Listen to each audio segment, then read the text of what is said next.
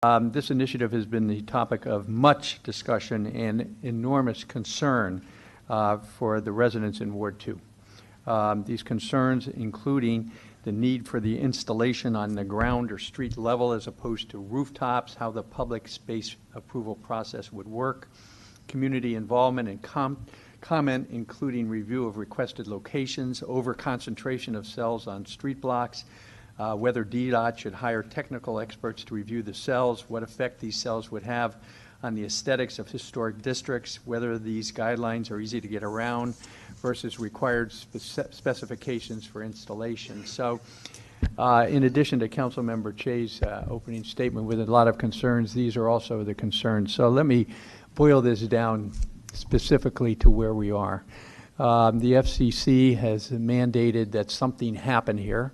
The utilities want this to happen as quickly as possible and as inexpensively as possible. And the people most affected by this are the residents of the District of Columbia, and specifically the residents who live in the closer in areas.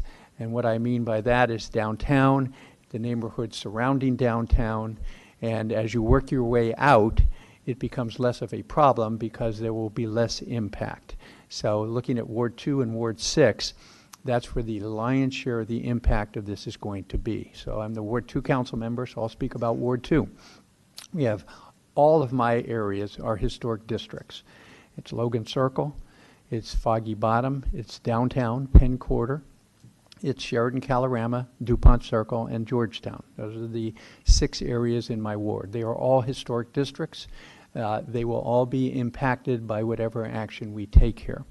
And to a person, everyone is against the idea of putting in poles with antennas on top of them that will proliferate around the ward. I am against that. I will not allow that to happen.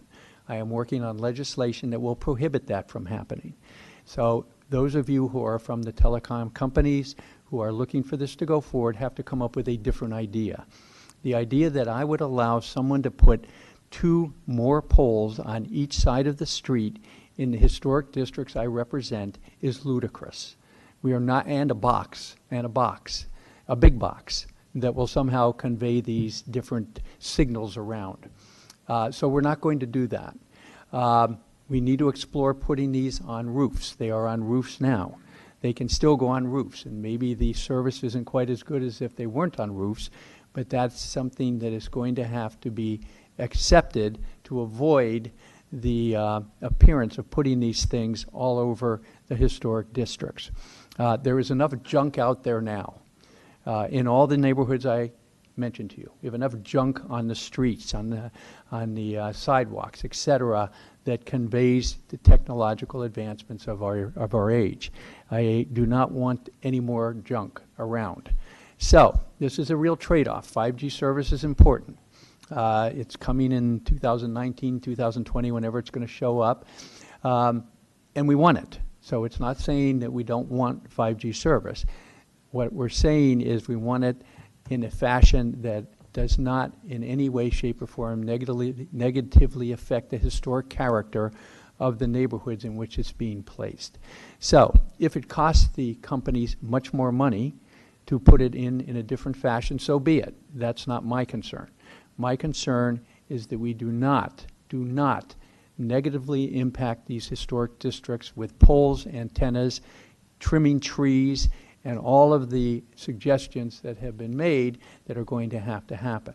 So it's going to require pushback. The FCC, I'm sure, doesn't care, and they will just mandate what has to happen. I saw up in Montgomery County, and if I have this right, that their county council passed a law forbidding this. So we may have to get there if the companies are not cooperative in what we do. But we are not moving quickly. We are not demanding this happen today. We are not doing any of those things. Because this is going to have too broad an effect for too long a period of time. So I'm pleased that so many people are here today. We want to hear the testimony, particularly from people who live in the neighborhoods who are going to be most affected by this. And then we'll have DDOT. I've had an opportunity to talk with Jeff Meridian, who's our head of DDOT, who has been very helpful and cooperative, he and his staff, in talking about this and trying to figure out what we're dealing with here and what we can do to prevent any damage from happening in our neighborhoods. So when Jeff and his staff are here to testify, we'll have a number of questions for them. So without any further ado, I will say this. I do have to leave right now. Unfortunately, we're running behind. I have a speaking engagement at 12 noon that I have to get to involving our high school football teams that will be playing in the Turkey Bowl. Doug Williams was going to be our guest speaker. He is unavailable today because he has to go find another quarterback. So everybody saw what happened yesterday, and that's serious. He had to cancel. So in any event, but I will be back. So I have to run off, do this, and then I will be back, Councilmember Che. Given the number of people who are here and the length of time, I'm sure the hearing will still be going on.